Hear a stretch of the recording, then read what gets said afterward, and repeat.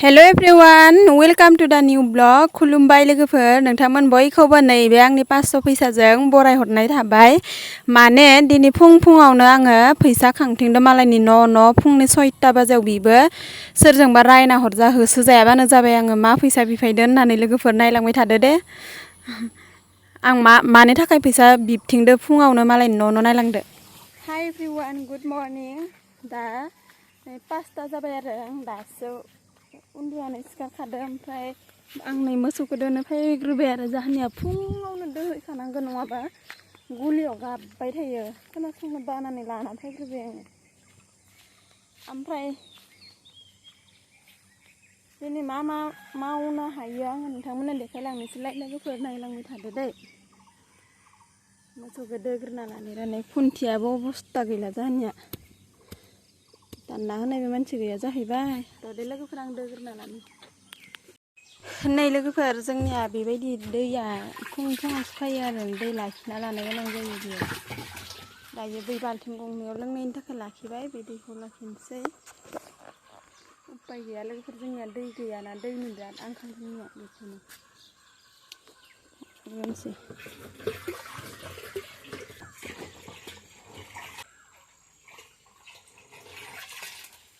दै लाखिग्रोना लानो बेलेन्स थायो नै लोगोफोर आङो दैखौ हाजावखांबाय दायो सेथ्लाफोरखौ सिबस्रांनाय सिगाङावनो नै बोरमा खिफोरखौ सिबग्रोनोसै न'नि बोरमाल' नङा मालायनि बोरमाफ्रा थाफायजोबो जोंना बेरा बिदि जेबो गैया नालाय बेनिखायनो मालायनि बोरमानि खिखौसो बांसिन सिबनो गोनां जायो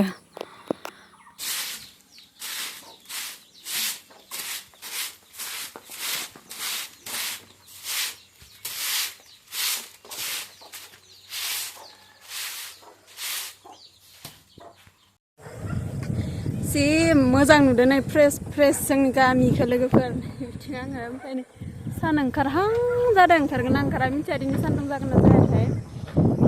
हुन्दी खेला गेलेनानै जाहा सप्तासेयाव 500 करि गामिनि मानसिफोरदों ओमफ्राय आं दिनै जाहानि फाला आरो होननानै जाहा लागोन ओमफ्राय बेखौनो फैसा खांनो फैदो आरो आङो लोगोफोर साइकेल सालायनानै बेगबो लाखाबाय नै फैसा लानो थाखाय ओमफ्राय नै जायगाया जि ग्रिनारि मोजां नुखादों नै जोंनिया बेखिथि बिराद गिदिर साहा बागान दङ आरो ओमफ्राय नैबे बेलेगनि गय बागान 6टाल'सो जादों लोगोफोर हामासो बुंगोन नामाथाय आंखौ मिथिलालै आङो माने दायो टाइम मोननाय नङाना आलासि फैसिगोन ओंखाय आइया दानो थांखा होनना बुंबाय आरो आंखौ ओंखायनो फैबाय आङो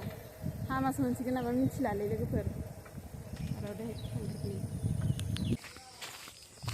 500 मोनजेनबाय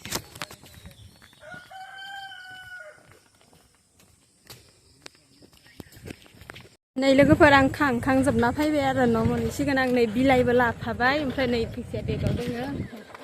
दायो खांना फैबाय न'आव थांनोसै आरो सान्दुं गोसा जाबोसिगोन नै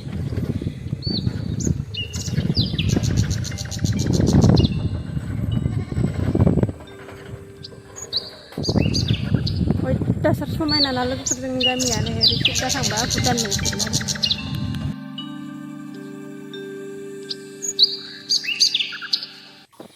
नै लोगोफोर दायो फुंनि प्राय खामानिफोरखौ मावखांजोबनानै आङो स्र' जाबाय जानानै आङो गावखौ एसे नायबाय आरो मबाइलाव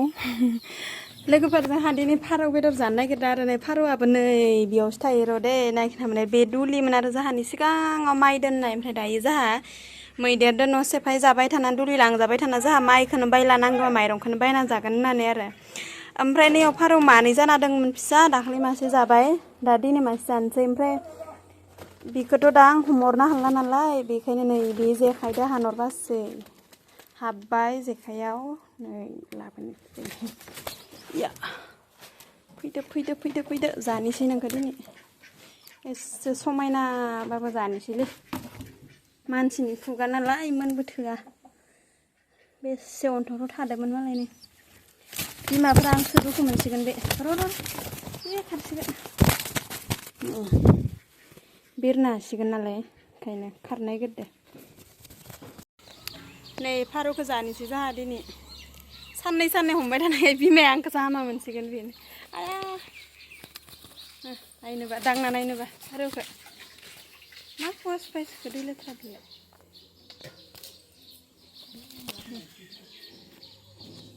बिरसिगौमोन साननैसो बावबा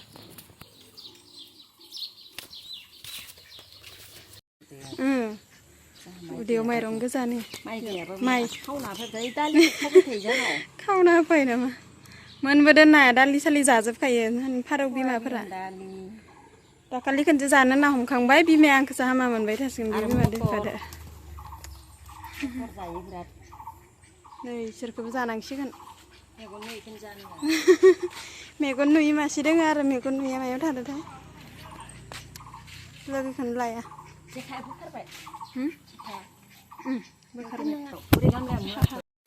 जि मोजां मोजां बारजोब्बाय नै बिबारफोरा हाग्रानिबाबो हाग्रानिफ्रासो मोजांसिनबाव नै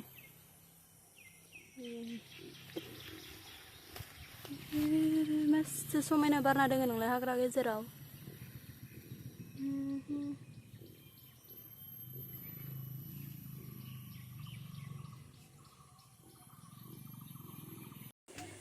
हाय लोगोफोर बिराद सान्दुं गोसा नै दयथासारजों ख्लाबलायनाय ओमफ्राय नै जोंनि बिबार नैबे हाग्रानि बिबारबाबो जि समायना बारजोबना दोङो नै बेखौनो नायफैबाय थादों आङो दसे अन्थावना बारना दोङो हाग्रानिफोरासो मोजांलै लोगोफोर जेरैबायदि न'नि मानसिनिख्रुइ आंगो सोमोन्दोनि मानसिनिख्रुइ बेलेग मानसिफोरासो मोजां बेलेग सोमोन्दोनि मानसिफोरासो आंगो बायदि अनसिनो बा मिलायना थासिनो थिग बेबायदिनो नै न'नि बिबारनिख्रुइ हाग्रानि बिबारासो बेसे समायना बारना दोङो ना लोगोफोर आं बिराद मोजां मोनदों नै जोंहानि बारि सान्दुंजों जोंख्लाबजोब्बाय खायफिननि आङो नै लोगोफोर ओरैबायदि मोजां बारजोबना दोङो जोंहानि बिबारा एसे मोजां नुखादो बारजोबनायखौ दुब्लि बारियाव समायना लोगोफोर बिबार बारदों